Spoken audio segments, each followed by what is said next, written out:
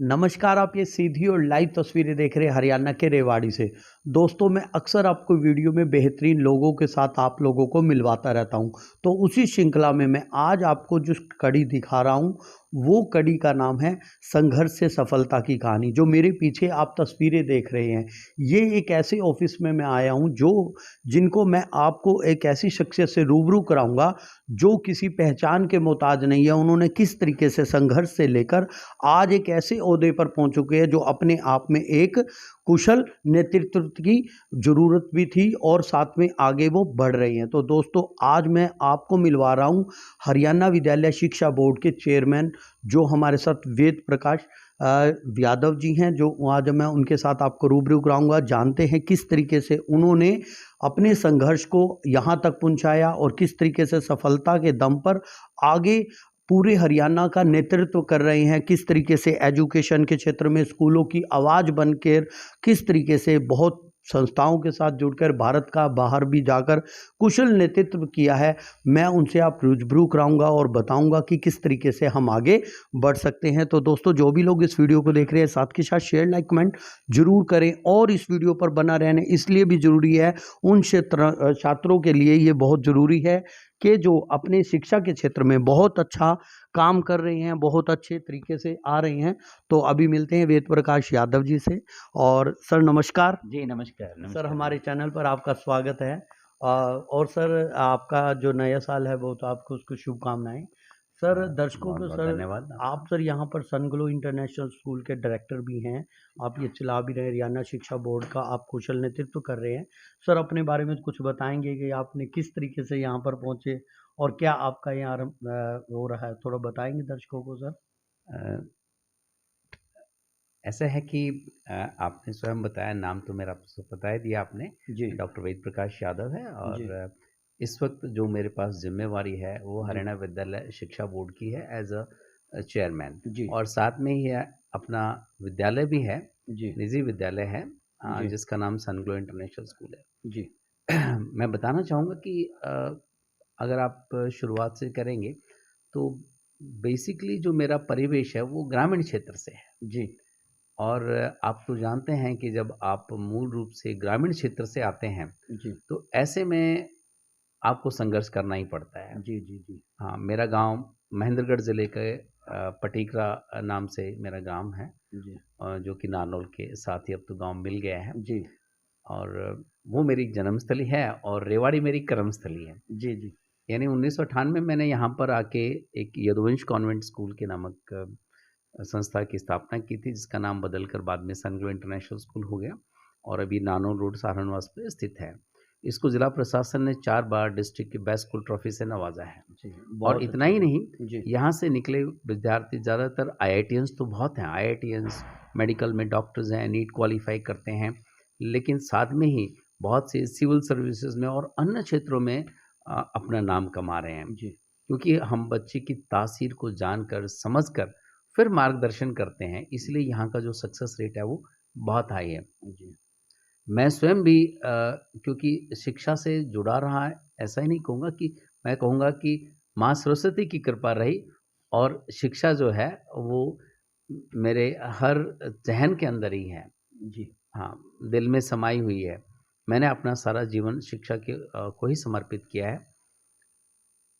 अलग-अलग बहुत सारे विद्यालय भी रहे और स्वयं भी आगे बढ़े, औरों को भी आगे बढ़ाया। जी और सर, यहाँ तक का जो आपने सफ़र किया, आपने बहुत ही अच्छी डिग्री आपने लिया, बहुत अच्छा एजुकेशन में आपने बहुत अच्छा, उस बारे में आपने भारत का नेतृत्व भी कुछ जगह पे किया। जी, कुछ आपने उसके बारे में सर को थोड़ा बताएँगे कि क्या-क्या आपने, जो मैं पीछे अवार्ड्स भी आपके देख पा रहा हूँ, जी। तो वो काफ़ी एक दिन का ये सफ़र नहीं है, उसके लिए एक जुनून का होना बहुत ज़रूरी है। तो वो थोड़ा-सा बताएँगे, वो प्रेरणा कहाँ से मिली? ग्रामीण पृष्ठभूमि पे जिस समय आपने करियर स्टार्ट किया होगा, उस समय एजुकेशंस की बहुत ज़्यादा ज़रूरत तो थी, परंतु जाने के लिए, करने के लिए बहुत ज़्यादा मेहनत करनी पड़ती थी, अपने जुनून को बरकरार रखना पड़ते हैं दिखते, तो वहाँ पर वो सफ़र कैसा रहा सर आपका? बताना चाहूँगा कि बेसिकली मेरे फादर आर्मी में थे, जी, तो इस वजह से हम पूरे देश में भ्रमण ही करते रहते जी, थे। जी, तो जो स्कूली शिक्षा है, वो अलग-अलग राज्यों में पूरे देश के अंदर हुई। फिर जब हम नॉर्थ इंडिया में आए तो अपना ग्रेजुएशन मैंने कुरुक्षेत्र यूनिवर्सिटी से किया, पोस्ट ग्रेजुएशन मैंने महर्षि दयानंद यूनिवर्सिटी अजमेर से किया, मास्टर्स डिग्री मैंने एमडी यूनिवर्सिटी रोहतक से किया जी। और फिर अध्ययनरत होते हुए मैंने पीएचडी अपना सनराइज यूनिवर्सिटी से किया। तो इस तरह से शिक्षा चलती रही और बाद में शिक्षा के बाद मैंने जो अपनी सक्रियता रखी वह सीबीएसई के साथ रखी। जी। मैं सीबीएसई का ट्रेनर, मास्टर ट्रेनर रहा हूँ, रिसोर्स पर्सन जिसे जी। कहते हैं। साथ में इंस्पेक्टिंग ऑफिसर रहा हूँ, जिनके अंदर बहुत सारे स्कूलों का इंस्पेक्शन करके बाद सीबीएसई को रिकमेंड किया उनको जी। एफिलिएशंस के लिए। ऐसे ही Indian Institute of Management Ahmedabad से मैंने अपने स्ट्रेटेजिक लीडरशिप में प्रोग्राम्स किया। एसर से Australian Council for Education Research and Training है।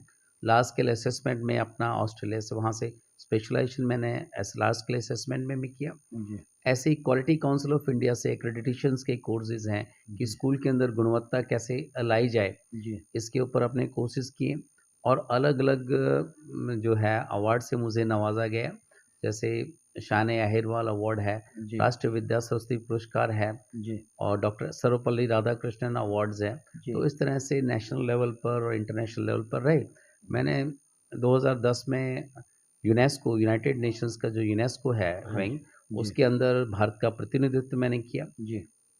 जिसमें ह्यूमन रिसोर्स डेवलपमेंट पे, education for human resource development उसका थीम था। जी।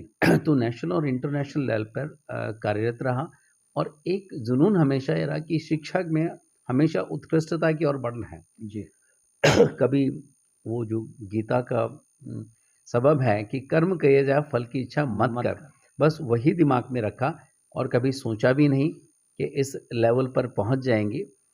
समय आया, माँ सरस्वती की कृपा हुई, सरकार ने इस और सोचा और फिर मुझे 1.5 साल पहले 1.5 साल तक मैं वाइस चेयरमैन रहा बोर्ड का और 7 अक्टूबर 2022 को सरकार ने मुझे चेयरमैन के पद की जिम्मेवारी सौंपी। जी। जी। तो आज बहुत आगे से बोर्ड बढ़ रहे हैं। जी। जी।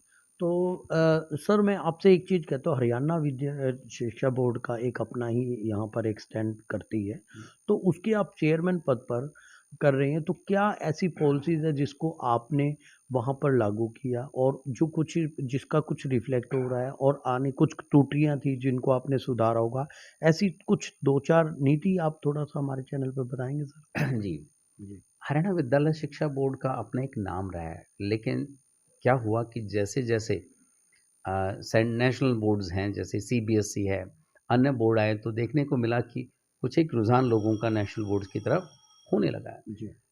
ये अपना उसका एक स्टेटस की वजह से हो सकता है, लेकिन मैं बताना चाहूँगा कि हरियाणा विद्यालय शिक्षा बोर्ड किसी भी मायने में देश के किसी भी बोर्ड से कम नहीं है। जी। बहुत सारे बोर्ड्स हैं जो उसका, जैसे आंध्रा बोर्ड है और नागालैंड बोर्ड है और महाराष्ट्र बोर्ड है, काफ़ी सारे बोर्ड्स हैं जो हमारे बोर्ड का भी अनुसरण करते हैं। जी।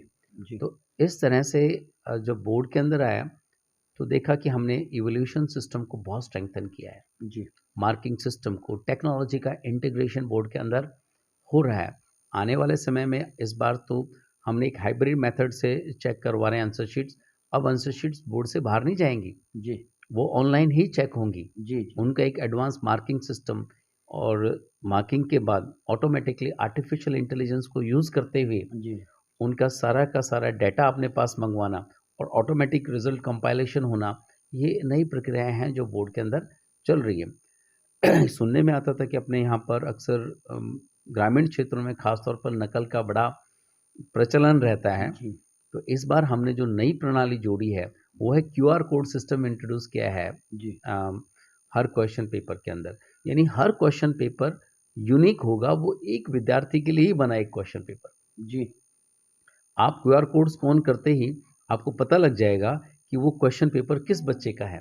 अगर कोई इसे आउट करने की कोशिश करेगा तो ज़रूर वहाँ का इन्विजिलेटर और सुपरिटेंडेंट दोनों ही हमारे जांच के घेरे में आ जाएंगे और उसके कार्रवाई की जाएगी उनके खिलाफ। जी। साथ में क्वेश्चन पेपर एक जगह खुलते थे, अब क्वेश्चन पेपर 24-24 सील्ड होंगे और 24 बच्चे क्लास में होंगे। हर बच्चे को उसका अपना क्वेश्चन पेपर उसे मिलेगा। इसीलिए अगर क्वेश्चन पेपर बाहर आया तो क्वेश्चन पेपर का पैकेट क्लासरूम में खुलेगा जी, और 2 बच्चों के उस पर साइन भी होंगे, जी, उनके सामने दिखाने के बाद खुलेगा। तो इस तरह से हम नकल पर रोक लगाएँगे और सीधे जितने भी सेंटर्स हैं, वो हमारे यहाँ पर एक control and command centre board में हमने एस्टेब्लिश किया है। जैसे एस्टेट में हम करते हैं, वैसे ही सारे सेंटर सीधे हमारे कैमरा की जद में होंगे। एक-एक विद्यार्थी पे, एक-एक सेंटर पे हमारी नज़र रहेगी। जी। तो इस तरह से हम नकल की जो प्रथा है, उसको भी ख़त्म कर देंगे बोर्ड। जी। तो दोस्तों आपने ये सुना कि किस तरीके से एजुकेशन जो पॉलिसी है हरियाणा विद्यालय शिक्षा बोर्ड की पॉलिसी को किस तरह दुरुस्त करते हुए आपने बताया कि किस तरीके से हमने अपने सिस्टम को और अच्छा बेटर किया है। नकल पे कैसे शिकंजा हमें कस सकते हैं और किस तरीके से आगे बढ़ सकते हैं। अभी सर मैं आपसे एक चीज़ और जानना चाहूँगा जैसे अभी एक पॉलिसी है जिसको हम चिराग योजना के बारे में मैं बात किया कर रहा हूँ। कुछ उसके बारे में कुछ बताएँगे कि क्या है वो लागू हो पाई है या उसमें क्या त्रुटियाँ हैं, क्या उसमें प्रावधान हो रहे हैं? कुछ इस बारे में सर बताएँगे आप? नहीं, जो चिराग योजना है माननीय मुख्यमंत्री जी ने उसको शुरू करवाया है। ये जो चिराग योजना है विशेष तौर पे जैसे पहले 134 से हुआ करता, जी, तो अलग-अलग योजनाएँ ऐसे बच्चों को जो आउट ऑफ स्कूल सिस्टम है या प्रतिभाशाली हैं और वो पढ़ना चाहते हैं अच्छे विद्यालयों जी, में, तो सरकार ने शिक्षा विभाग के माध्यम से ये सभी को संदेश पहुँचाया है जी, कि भई ऐसे प्रतिभावान बच्चों को प्राइवेट स्कूलों में एडमिशन दिलवाया जाए और उनकी जो फ़ीस है, एक निश्चित अमाउंट है, वो सरकार प्रत्येक विद्यालय को देगी। तो ये चिराग योजना का जो है प्रारूप चल रहा है। जी, और एक बात मैं बताना चाहूँगा ख़ास तौर पे जो हरियाणा विद्यालय शिक्षा बोर्ड ने जो कार्य कर रहा है अभी इस टाइम पर, वो है कि राष्ट्रीय शिक्षा नीति है, जी, उसको लेकर हम बहुत गंभीर हैं। जी, जो नया प्रारूप अब परीक्षा में आएगा, ख़ास तौर पे 23-24 में उसका हम सारा का सारा प्रारूप नई शिक्षा नीति के अनुसार कर देंगे। जी, यानी आप ये समझ लीजिए कि हरियाणा विद्यालय शिक्षा बोर्ड राष्ट्रीय शिक्षा नीति को एग्जामिनेशन और इवैल्यूएशन सिस्टम के अंदर 2023-24 में पूर्णतः लागू कर देगा। जी, जी, या तो ये एक बहुत बड़ी अचीवमेंट होगी। देश में अभी तक इस तरह से बोर्डों का जो है प्रयास नहीं रहा है। जी। तो आपने बताया हरियाणा सरकार निरंतर इस तरीके के तो सर यहाँ पर एक क्वेश्चन और मेरे ज़हन में आता है, पब्लिक के ज़हन में आता है कि क्या हरियाणा सरकार अपने स्कूलों को प्रमोट करने हरियाणा सरकार के जो स्कूल को प्राइवेट स्कूल में करे, उसका क्या औचित्य है, क्या लॉजिक है? क्या हमारी पहुँच से हमारे क्राइटेरिया में नहीं आ पा रहे हैं या बच्चों को वो सुविधाएँ नहीं मिल रही है? सरकारी स्कूलों में हम लोग उस तक क्यों नहीं पहुँच पाते? हम वो सुविधाएँ, वो चीज़ें वहाँ पर सर एक छोटा-सा सिर्फ़ 2 शब्द का कुछ जवाब देंगे सर आप? नहीं, आप ये पूछना चाहते हैं कि हरियाणा विद्यालय से जो सरकारी स्कूलों के अंदर हाँ बच्चे जी, क्यों नहीं आ रहे हैं? जी, जी, जी। देखिए क्या है कि ऐसा नहीं है कि हरियाणा सरकार के विद्यालयों में सुविधाएँ नहीं है। हो सकता है कुछ एक में नहीं हो, जी, लेकिन पर्याप्त रूप से वहाँ पर बहुत सारी सुविधाएँ अवेलेबल हैं और शिक्षक भी बहुत अच्छे टैलेंटेड क्वालिफ़ाइड हैं। लेकिन क्या है जो चमक-धमक वाला हिसाब वहाँ कम है, लेकिन सरकार धीरे-धीरे करके जैसे संस्कृति विद्यालयों में पूरी तरह से जी, सिस्टम बेंचेस का दिया है। जी, इस तरह से धीरे-धीरे करके सरकार और सिस्टम को बेहतर कर रही है। पीएम श्री योजना के अंदर भी हर ब्लॉक में 2-2 स्कूल खोले जा रहे हैं। जी, लेकिन ये है कि आज सरकारी स्कूलों में टीचर्स को अपने हर विद्यार्थी की, अपने स्कूल की, अपने बच्चों की एक जो कहते हैं ना ओनरशिप लेनी पड़ेगी। जी, उनका स्वामित्व लेना पड़ेगा कि मेरा अपना बच्चा है। जिस दिन उसने ये सोचना शुरू कर दिया और उनके पीछे जाना पड़ेगा क्योंकि ज़्यादातर बच्चे जो वहाँ पढ़ रहे हैं, वो सोशो इकोनॉमिकली डिसएडवांटेज ग्रुप होता है। जो जी, सामाजिक और आर्थिक रूप दृष्टि से पिछड़े लोग हैं, उनके बच्चे आते हैं। जब आप उनके अंदर जागरूकता का लाएँगे, तो वहाँ की भी बढ़ेगी और जैसे ही गुणवत्ता बढ़ेगी, तो और भी बच्चे बाहर के हैं, जो सी ग्रेड के प्राइवेट इंस्टीट्यूशंस हैं, बच्चे निकल कर डेफ़िनिटली वहाँ जाएँगे। जी, जी। जी। तो आपने बहुत अच्छे तरीके से हमें समझाया किस तरीके से हरियाणा सरकार और आपका बोर्ड है, उस तरीके से बच्चों को आगे ग्रूम कर रहा है। तो सर अब मेरा एक क्वेश्चन पर्सनल आपसे है जी। कि आपने बहुत संघर्ष आप जिस ओहदे पर हो, जिस प्रमोशन पे जिस तरीके से आप आगे बढ़े हो, अपने सनगुरु इंटरनेशनल स्कूल को भी आप यहाँ तक लेके आए हो, तो आपको क्या ऐसे संघर्ष सहने पड़े, जिसकी वजह से आप यहाँ हो और आपने उन संघर्षों में किस तरीके से अपने आप को निखार के लेके आए हो। वो निखारने का एक मूल मंत्र क्या है उन लोगों के लिए जो आगे जो रा जिनको संघर्ष तो दिखते हैं परंतु कहीं न कहीं सफलता के रास्ते में वो पीछे हट जाते हैं। उनको एक मैसेज मैं आपसे दे लेना चाहूँगा कि क्या आप देना चाहोगे और क्या दिक्कतें आती हैं, जिसकी वजह से आप यहाँ पर हो और आपने उन दिक्कतों को बहुत ही अच्छे तरीके से पार करते हुए आप अपनी सीट पर हो, मैं आपके सामने हूँ सर। मैं ये कहना चाहूँगा कि बेसिकली कोई ऐसा जादू की छड़ी नहीं है जिसे आप घुमाएँगे और सफलता मिल जाएगी। जी, जी। बेसिकली मैं एक ही बात कहना चाहूँगा कि आप जब संघर्ष करते हैं ना, तो आप संघर्ष को मत देखें, उस संघर्ष में लगे रहें। जी, आप जितने सकारात्मक और पॉजिटिव सोच आप रखेंगे, उतने ही सफलता आपके कदम चूमना शुरू कर देगी। जी। तो हमेशा पॉजिटिव रहें, किसी भी तरह से कि नेगेटिविटी को अपने पास ना आने दें और जो लोग नेगेटिव आते हैं ना, उनसे थोड़ा किनारा करके रखें, जी, जी, जी। ठीक है ना? तो पॉजिटिव सोचेंगे तो आपके वाइब्रेशंस बॉडी के वैसे आने शुरू हो जाएँगे, सकारात्मक ऊर्जा आपके अंदर रहेगी और वही आपकी सफलता का मूल मंत्र है। जी। अगर मैं सर आपसे एक लास्ट मेरा क्वेश्चन ये है कि सीबीएसई वर्सेस और हरियाणा बोर्ड को अगर बात करें जैसे रुझान बढ़ चुका है, तो ऐसा क्या चीज़ है कि जो लोगों का रुझान उस तरफ है, तो वो वहाँ पे कुछ बताएँगे सर आपको? जी, क्या है कि अ, ऐसा मानने लोगों के अंदर ये भावना आ गई कि भई जो अंग्रेज़ी मीडियम का मतलब सीबीएसई जी, और हरियाणा बोर्ड यानी हिंदी मीडियम। दूसरा है कि पाठ्यक्रम का भी लोग समझते हैं कि बड़ा डिफ़रेंस है। लेकिन एक बात मैं स्पष्ट करना चाहूँगा सभी दर्शकों को कि सिलेबस सीबीएसई का और हरियाणा बोर्ड का एक ही है, अलग-अलग नहीं है और दूसरा पैटर्न भी एक ही है। जी, उल्टा हरियाणा विद्यालय शिक्षा बोर्ड में पास होना 10वीं कक्षा में मुश्किल है जी, और सीबीएसई में बहुत ही बहुत आसान। आसान। उसका कारण क्या है कि परीक्षा में 2 कंपोनेंट होते हैं। एक तो इंटरनल असेसमेंट जो विद्यालय स्वयं करता है, 20 नंबर होते हैं उसके। हरियाणा विद्यालय शिक्षा बोर्ड में भी 20 है और सीबीएसई में भी 20 है। एक है थ्योरी पेपर 80 नंबर का। हरियाणा विद्यालय में भी 80 नंबर का है और सीबीएसई में भी 80 नंबर का। लेकिन अगर आप 20 में से 20 दोनों के अंदर स्कूल भी दे दें इंटरनल असेसमेंट में, तो फिर भी सीबीएसई के अंदर मात्र 13 नंबर लेके वो पास हो सकता है बच्चा। जी, 80 में से 13 नंबर लेके, यानी 16% पे बच्चा सीबीएसई पास करता है।